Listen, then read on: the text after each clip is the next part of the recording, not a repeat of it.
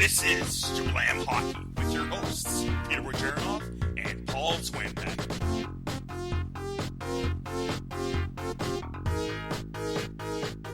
Hello and welcome to Jablam Hockey. I'm your host, Paul Zwambag. You can follow me on Twitter at Zwambag, Z-W-A-M-B-A-G. And I'm with myself. Nobody else is here. Peter is on vacation. He's down in the Dominican Republic, soaking up the sun, enjoying the pool, probably out on the beach as we speak, or as you're listening to this. So, today's episode, you get to listen to me all episode. Episode 22, we're going to start with Trending Now, Subban-Therrien feud. A bit of John Scott movie update. We'll have a Weidman text made public. I'll go into more detail about that. A Ginla hat-trick on Wednesday. No, it was not a hat-trick. Well, I'll tell you why. Flint Firebird situation. It's getting pretty dicey. We'll go more in depth with that later in the episode. I'll give you the injuries, who's out, who's close, and who's done for the year. Buyers, what teams should be buying at the deadline? We're less than 2 weeks away, more like 10 days till trade deadline. So it's getting close. Let's see what the teams are all going to need. Give you some fantasy ups and downs, just a few players to keep an eye out for and who to bench. Prospect of the week, and then we'll end off with a quick segment of Saturday's picks. So let's get right into it. Subban-Therrien feud. Subban did screw up. Yes, he did. Was it deserving of a benching? I'm not so sure. Patches came back on the play and didn't cover anyone. No one. He just was in no man's land. Subban's not the only one to blame. Patches should have covered somebody on the back check. The whole back check was terrible. They had guys back in time. I'm pretty sure it was De La Rose was back, and nobody picked up a guy. Patches floated in the middle of the ice. De La Rose tried to play both guys and kind of stayed in the middle. He didn't pick a guy, and he should have just taken one of them so Patches could go for the other one. So yes, the play never would have happened if Subban didn't turn it over at his own blue line, which is the worst place to turn over the puck. But if Subban beat Grigorenko and set up a goal or a scoring chance, he would have been praised for his move on the blue line. So you can't fault him because we would have been blown away if he got past Grigorenko and made a beautiful play. But since he lost an edge, which does happen in hockey, he gets benched for Therrien, and I'm pretty sure this is just Therrien grasping at straws. He's trying to send a message to the players that aren't taking it anymore. I'm pretty sure he's lost the locker room. Therrien needs to go. The team is just dropped, and it's no longer Carey Price. Carey Price would not be putting them back in the NHL, back in the top of the standings. So I don't think we can blame this on Price being injured. Bergevin said Therrien is here till the end of the season, but he may have to revisit this now. This is getting serious. I don't think he should have made that assumption. At the time, I didn't like it. Now I don't like it. And now he's kind of handcuffed himself. So does he make the move? He's the next coach on the hot seat. We said Mike Yeo was on the hot seat last week, and look what happened to him. So Therrien might be next. All right, as for goaltender interference call in the second period, this game had a lot to talk about. Jerome Iginla, yes, it was a controversial call. It would have given Iginla his first goal, which in turn would have been his third of the night, which would give him a hat trick, and he's playing unbelievable right now. So he did score two more later in the game, but Scrivens definitely sold the call. I do think Iginla did slightly butt check him, but not enough to make Scrivens flop like a fish. He went down like he got shot. And I don't think... I think if Scrivens didn't flop and Iginla did score, Therrien would have challenged for goaltender interference and it would have been a no-goal call. I believe that. But why can't the referee see that Scrivens flopped? They call unsportsmanlike penalties on players who dive or embellishment penalties. Why not goalies? Is Scrivens going to get a diving fine by the NHL? I really don't think it's going to happen because that would contradict the referee's call on the ice, so I don't see it happening. But they got to do something. These goalies are going to start pushing to the edge, more and more this interference call, and it's going to make the game soft. But as for Iginla, he is tearing it up. His past 7 games, 4 goals and 5 assists with 9 points. That's pretty good. His full season, he's got 34 points in 60 games. That's not bad for a 38-year-old man. But he's no Jaromir Jagr. But he's pretty close, because Jagr, we call him a hockey god, but he's 6 years older. He's 41 points in 55 games, so 34 to 41, 55 to 60, 38 to 44. Jarome Iginla is still good at playing hockey. He's still good. I don't see him going anywhere in the next couple of years. He's got a good situation playing with young Colorado kids. He's having a great year. All right, next topic, the Wideman situation.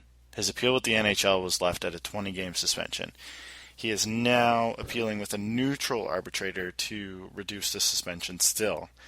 Bettman cited a text message sent by Wideman to a teammate on February 2nd, I believe, after the conclusion of his hearing in Toronto with Colin Campbell, which he said made Wideman's apologies, quote, ring somewhat hollow, end quote. That text was to a teammate which read, quote, the only problem and the only reason I'm here is because of stupid refs and stupid media, end quote, which is according to the NHL. The NHL put this text message out that Wideman sent to a teammate. Yes, the contents of Wideman's phone was made available to the NHL since both sides were required to give relevant documents as part of the discovery process of the whole appeal. But why does the NHL get the right to make those documents public? If this were the other way around and Wideman gave out NHL documents or emails of some sort, just like the concussion discussion that's going on right now, if anybody went against the NHL and did this, what the NHL is doing to Wideman, they'd be all over Wideman. So why does the NHL think they can get away with this? It doesn't make sense. And in the end, this just means players will stop texting each other because they know it's going to come back and bite them if they ever get appealed. Which means less communication, which hurts the teams in the long run. It's just brutal. Not a good road we're going down here. I really don't like it. This whole situation. He should be suspended his 20 games, and Wideman should just leave it. He shouldn't keep appealing, but he's now made his boat, and now he's got to float in it. Sink or swim, I guess. All right, moving on. If you have any questions or concerns about the show, or you just want to discuss anything and everything hockey, hit us up on Jablam Hockey Facebook page, or on Twitter at Jablam Hockey. Or you can directly contact Peter at Russian98. I'm pretty sure he's still checking in on his Twitter as he's on the holidays. He's gone until March 1st, so if you got any trade deadline questions, he's all into the trade rumors, so hit him up if you got any questions, think anybody's on the line. Hit him up at Russian98 or myself at Zwambag, ZWAMBAG. We're pretty much on Twitter 24 hours a day. Anytime you can get a hold of us, we do answer back pretty quickly. So, yeah, open up the dialogue. Get some discussions going with us. We're happy to talk about hockey, anything and everything. All right, other devastating news in the hockey world. It's happening in the OHL. The Flint Firebirds fired their coaching staff, which they tried to do earlier in the season back on November 8th, I believe it was, which they reinstated the coaching staff the very next day because they knew they made a mistake. The reasoning was Rolf Nilsson, who's the owner of the Firebirds, was upset at John Gruden, who was the coach at the time, about how much playing time that Nilsson's son Hakan, who is the defenseman for the Firebirds, how much ice time they were giving Hakan. He wasn't happy about how much Gruden put him out on the ice, so he decided to fire him. And then he reinstated him because the players got all upset and fought against it and said they wouldn't play for any other coach. Now the OHL commissioner, David Branch, has come out with a statement declaring that they are investigating what is going on in Flint and have suspended the owner, Rolf Nilsson, as well as in his inner circle of managers and staff. So anybody connected to him who he's brought in, they are all let go. They're suspended, kicked out of the building. They have no say on what the team does. So as for the Flint Firebirds, they will continue to play their OHL games. They have assigned Joe Steffen. He's the team's head scout. He's not part of Nilsson's inner circle, so he's just moved from team scout to behind the bench. They did play a game on Thursday night against the Erie Otters. They lost 5-2. Joe Birch, who is the OHL Senior Director of Hockey Operations. So he's working for the OHL. They've moved him to take over the hockey operations of the Flint Firebirds, which basically means he's running the team. So you got an OHL guy running an OHL team. That kinda is messy. But I'm sure it's better than what is going on with Rolf Nilsson. I genuinely hope this gets sorted out, and really hope it doesn't affect the players. The Firebirds are near the bottom of the OHL standings. They are a basement team. I think just second last place. Guelph Storm is in the basement. But there's a kid, Will Bitton, who's projected to be a second round pick in 2016 draft. I hope this doesn't affect his game, and I hope he continues to play at the level he's playing. 51 points in 52 games on a basement team.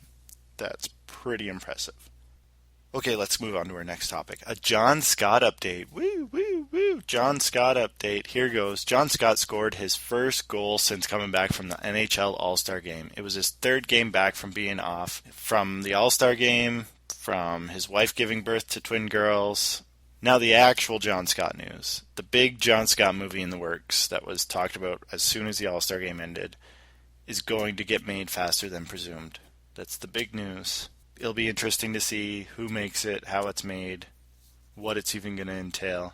A lot of behind-the-scenes stuff, I hope. But all I have to say to John Scott is, good luck. He's now outnumbered 5 girls to 1 in his household. That's going to be tough for him. Good luck, John Scott. Moving on.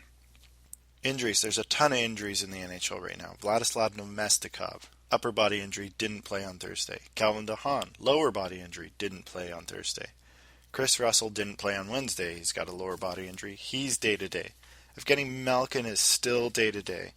He has been skating. He should be back soon. Jonathan Ericsson didn't play on Thursday. Questionable for the weekend. Justin Falk didn't travel to Ottawa with team on Thursday. They're home against San Jose Friday. Maybe he'll get into the game. Brian Little left Thursday night's game after a collision with Anton Strawman. Should be updated by the weekend. Two goalies that are out long term.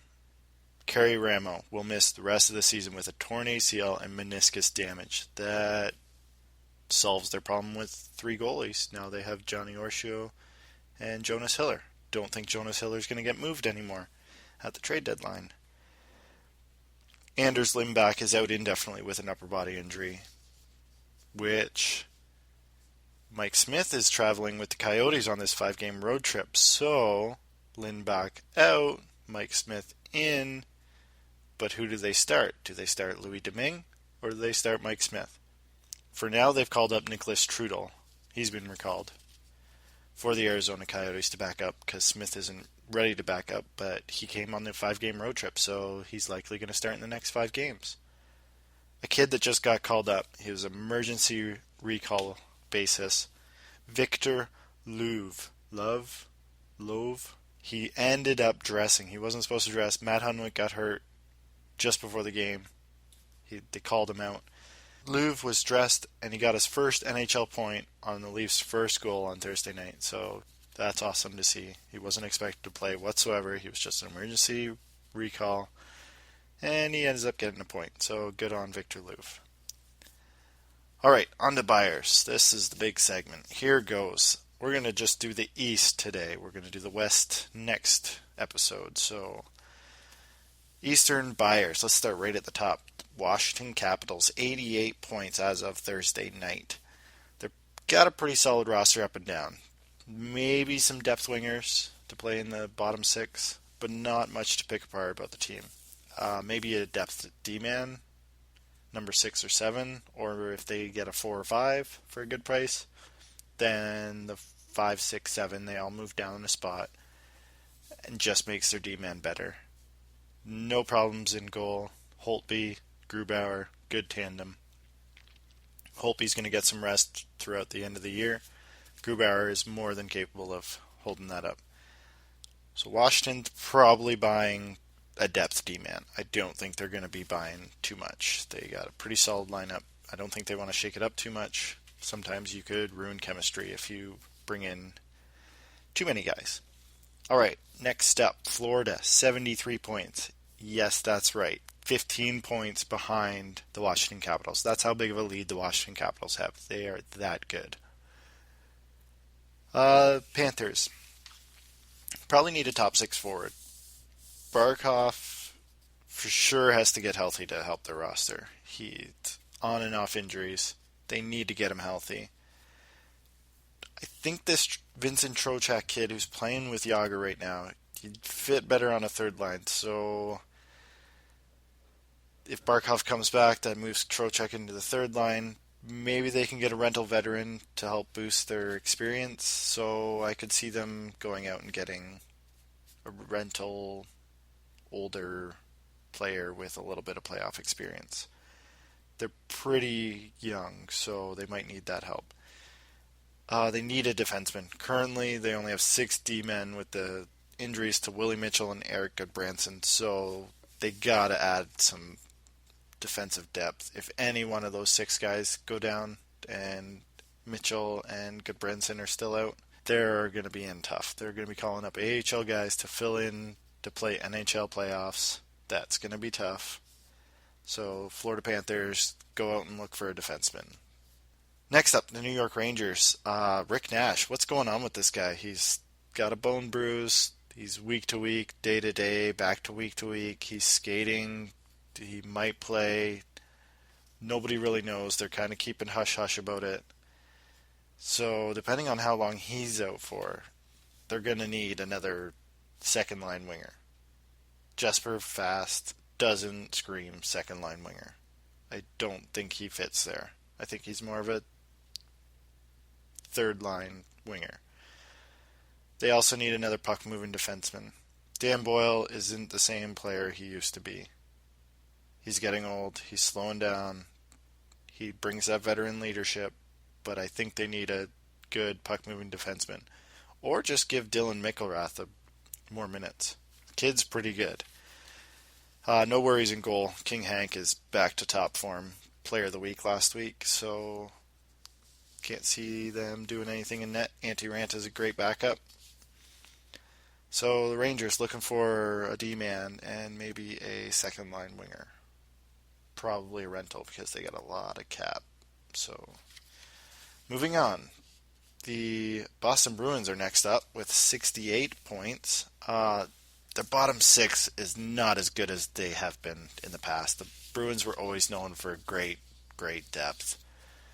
I think they need more winger help. Beyond Marchand and Eriksson, there's not much. Pasternak hasn't been himself since coming back from injury. He had a great rookie season last year. Maybe a sophomore slump this year, but I don't think they can roll with him as a top-line winger right now. Brett Connolly is not what they thought they were getting from Tampa Bay. He's just not fitting into the role as much as they would like him to, so they need winger help. Lots and lots of winger help. They need back-end help, too. Zach Trotman on the top pairing, playing with Chara. It's not enough. They need a top 4 defenseman badly. That's all that top 4 defenseman and maybe some winger help. The Detroit Red Wings are next up with 67 points, tied with the New York Islanders. Technically, New York Islanders are above, but we'll go with the Detroit Red Wings. Top 6 winger. Abdicator shouldn't be getting first-line minutes. He's getting paid to get first-line minutes, but he's not a first-line player. A top 4 defenseman would help. Move one of their top 4 down to the 5 or 6 spot. Their bottom pair of Xavier Ouellet and Alexei Marchenko is not going to cut it for a playoff team. So they need a defenseman. Nicholas Cronwall should be coming back soon, so that'll help greatly, but they still need a puck-moving defenseman. All right, the New York Islanders are also got 67. Like I said, they have 67 points. They need a top six forward, and they need to figure out their goaltending. Halak and Greiss, one of them got to take the number one job. Greiss has played well lately. He was going for his fifth win in a row personally, but he did not get it. They lost to the Capitals on Thursday night, but he does need to show he is number one if he's going to take the number one job, because Halak is still questionably the number one. And having a tandem in the playoffs, you got to find a guy that's hot. You can't go with two goalies, because then you're picking and choosing who's got the hot hand when you just need one goalie to get hot. So one of those guys has got to step up. All right, the Pittsburgh Penguins. My Pittsburgh Penguins. Centermen are injured. Have been injured all year. Malkin, Bonino, Fair sometimes plays center. We need a first or second line scorer. On paper, this team should be much better than what they are. I don't know what their problem is. Well, I do know what their problem is. Their back end. Very young. They need a lot of help. They don't move the puck very well, other than Letang. Mata has okay games. Could be better. Pouliot is growing into himself. They took a while to bring him up this year, which I think helped his confidence. But the defensemen are not playing well enough defensively. So I think they need to bring in a D-man to help out that core. Fleury, still playing awesome. Still our MVP of our team. So yeah, Penguins, maybe a first or second line winger to play with Malkin or Crosby, just to give them another mix, and a defenseman. The Tampa Bay Lightning, I don't think they're going to buy anything. They might buy some grit to go in the bottom end of the roster, but their top six is, they kind of fluctuate through the top six, and they got guys that can move in. Stamkos has been said that he's not going anywhere. Eisman has said he's not getting traded before the deadline, so kibosh all that, but who knows, he could get traded. I don't think it's going to happen, though. They're going to be in the playoff hunt. They just need to put some wins together. They have a good roster. They have a great goalie. Vasilevsky's playing well behind Bishop. Anytime he comes in, he gives them a chance to win. If I had to add something to their roster, if I was buying something, if I was a Tampa Bay Lightning GM, I would make it a top four defenseman. Pretty much every team needs a defenseman. Defenseman depth is so helpful. One little injury to the defense can mess up everything. So yes, another team that needs another defenseman. Moving on to the next team. New Jersey Devils. Top six forward. Losing Cameron Larry for as long as they have, I'm surprised they haven't dropped in the standings. But that's basically thanks to Corey Schneider. Top shelf goalie. Unbelievable. He should be an elite. He should be considered an elite. They could use a defenseman, preferably in the top four. They're looking a little young, looking a little weak on the defensive side. So if they were going to buy anything, I think they would buy a defenseman. But I don't think they're going to buy anything, because they're exceeding expectations from what they thought they were going to do at the beginning of the year, or what everybody else thought they were going to do at the beginning of the year. Maybe Ray Sherrill thought he was going to be this good, but I can say to myself, I didn't think they were going to be this good. I didn't think they were going to be fighting for a playoff spot whatsoever, and the fact that they're still up here is quite impressive. So they are technically buyers, but I don't think they're buying anything. Two bubble teams, the Carolina Hurricanes and the Philadelphia Flyers at 62 and 60 points, which is 4 points and 6 points out of a playoff spot right now. I don't think they're going to buy anything. I think they're going to be happy with the team they have, trying to make it into the playoffs. I don't think they're going to trade any of their picks, because those picks could turn into top 15, top 10 picks if they fall off. So the Carolina Hurricanes have a really rough team. I don't think they're going to do anything at the deadline. They might even sell at the deadline and just hope that they can withstand how they're playing now. Imagine Carolina trying to play one of the Western teams.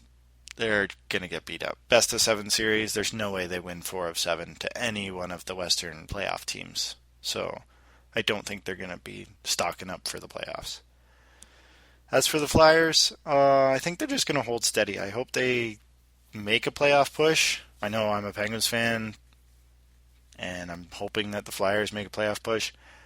Just to make it a little more interesting, I would rather them not make the playoffs, but a couple episodes ago, I said that the Philadelphia Flyers are going to make it in and the Islanders aren't, so Philadelphia's really got to pick it up. They're 7 points behind the Flyers, or the Islanders, so if anything, a top 6 forward would help their team, that's for sure. So those are the buyers. We're going to go to fantasy ups and downs. All right, let's start off with some ups. David Perron is 40% owned, playing with Getzlaf, finding great chemistry with him. In the past 2 weeks, he's played 8 games. He's ranked 20th in Yahoo. 4 goals, 4 assists for 8 points, plus 6, 4 penalty minutes, 3 power play points, 17 shots on goal. He's hitting every category.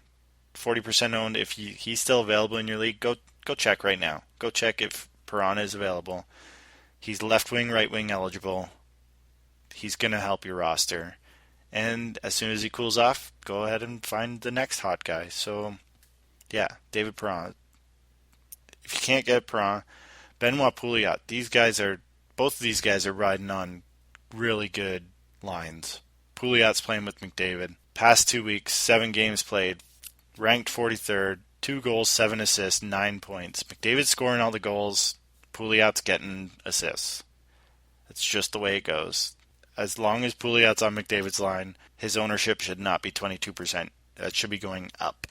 Couple of goalies, backup goalies that are finding a little more time in the net. Carter Hutton is 4% owned, so he's very likely available. Past 2 weeks, he's gotten into 2 games. He's won one of them. He's got 1.46 goals against average and a shutout. Ranks 31st in Yahoo ranking.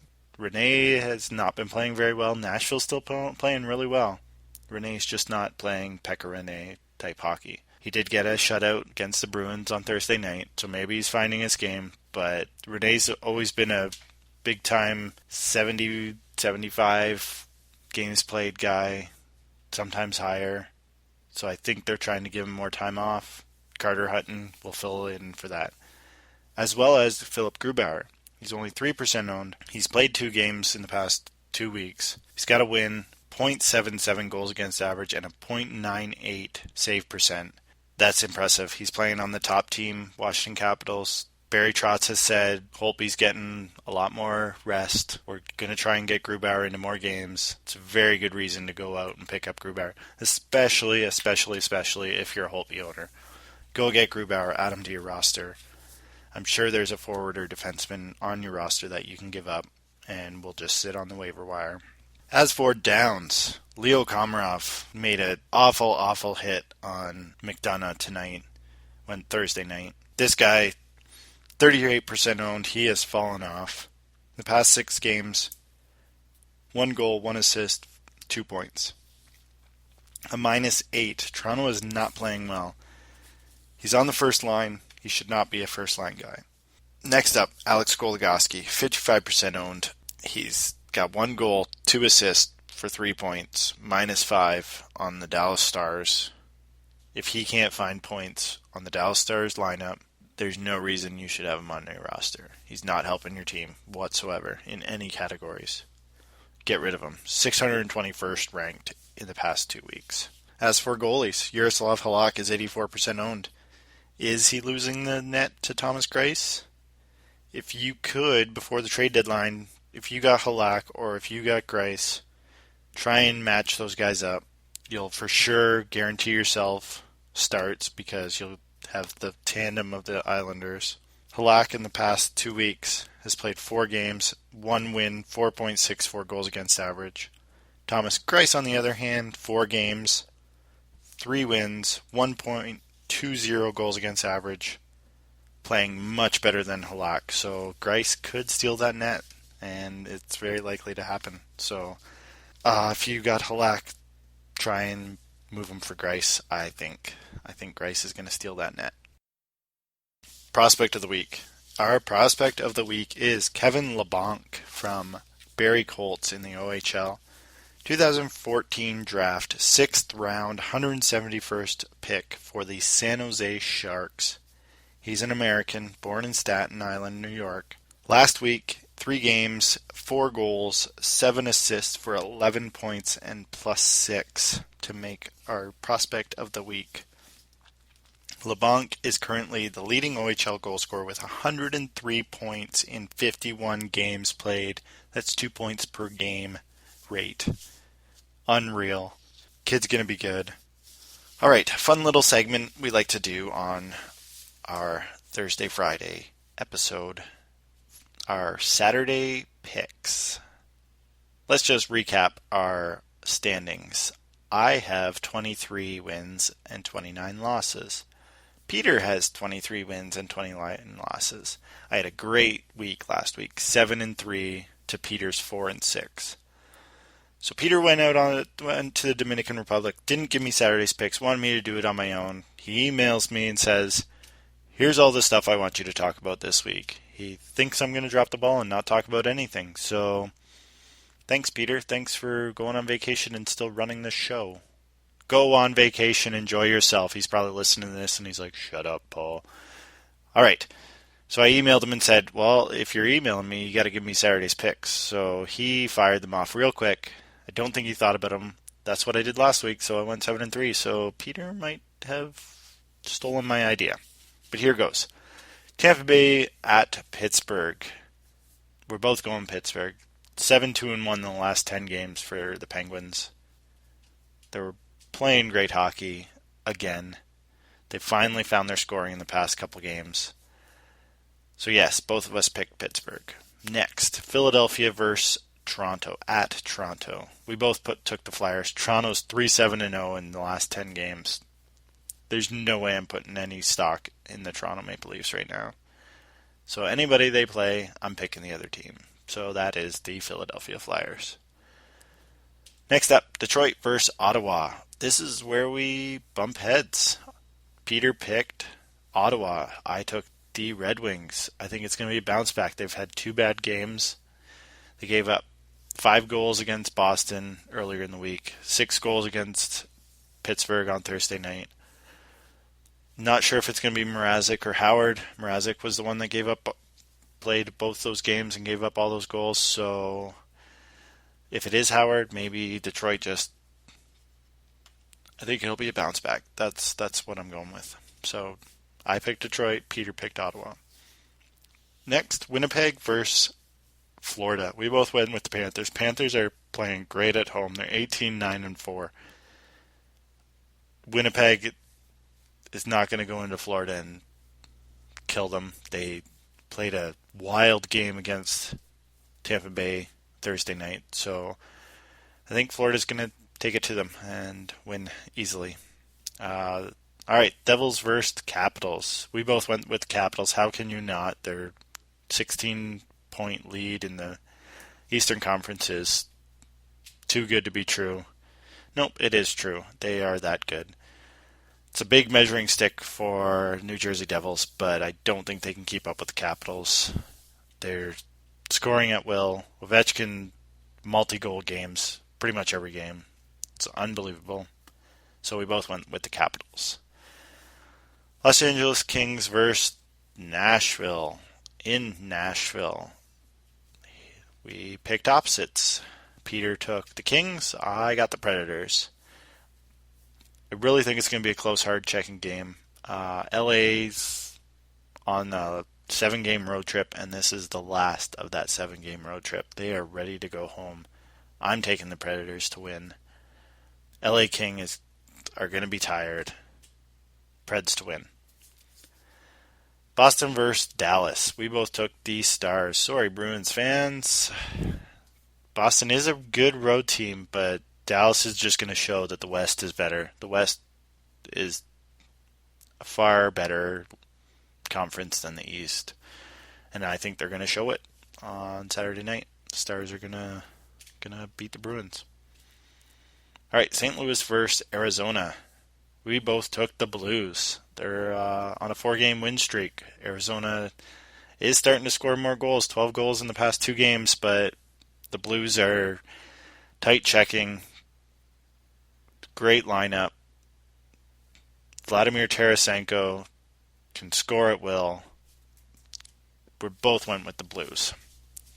And our final game, the Colorado Avalanche is going to Edmonton to play the Oilers. Peter picked the Avalanche. I took the Oilers. The Oilers play pretty good hockey on home ice. Maybe it's the reverse angle. Anybody ever watch an Oilers game and you see that their camera's on the wrong side? That's their arena's fault. Their camera bay is put on the same side as the benches, and it just looks odd. If you haven't noticed it, look out for it. Go watch an Oilers game on Rogers Game Center Live, and you'll see it right away, and then it'll drive you nuts for all eternity. That's it for Saturday's picks. We will post those on our Facebook page for everybody to see and critique and make fun of. Hopefully, I can get back to 500. 23 and 29 is not very good. Got to get back to 500. All right, a couple things to plug. I have a prospects rambling every Thursday on DauberProspects.com. If you are interested in prospects, the junior ranks, the AHL, there's write-ups pretty much every other day on Dauber Prospects. I get to do the ramblings on Thursday, so check that out. It's a pretty good read. A couple other guys do it. They kind of just recap what's happened with the prospects, who's standing out, who's having a good week, who's had a good month. They're really good reads. Dauber Hockey's known for their daily ramblings, while the prospect ramblings on Dauber Prospects is trying to get to that level. So go check it out. Let us know what you think. Also, weekly schedule of matchups, weekly fantasy hockey all-stars, as well as full season all-star roster updates every week. A daily 3 stars, a fantasy hockey takeaways infographic every single day. Follow along on my Twitter feed at Zwambag, ZWAMBAG, as well as at pensonpaper.ca, www.pensonpaper.ca. You'll find it all there. It gets updated daily. It's really good info. Sometimes I give you the race for the Calder Cup, the Calder Watch, the Calder Trophy race. Sometimes I give you the Art Ross race, defenseman scoring, goals per game leaders. It's all there. A lot of cool little tidbits about guys getting their NHL debuts, their first goals, all kinds of stuff. So go check it out on my Twitter or at pensonpaper.ca. All right, that's the end of episode 22. Time to cue that outro music. Team ISO will be back. We are halfway done. We will have to ramp it up for the next month and a half. Every team will be ISO'd. But next week, I'll be team ISOing the Colorado Avalanche. They're in the playoffs right now. We're getting into playoff teams. It's starting to get better. Next week, Colorado Avalanche.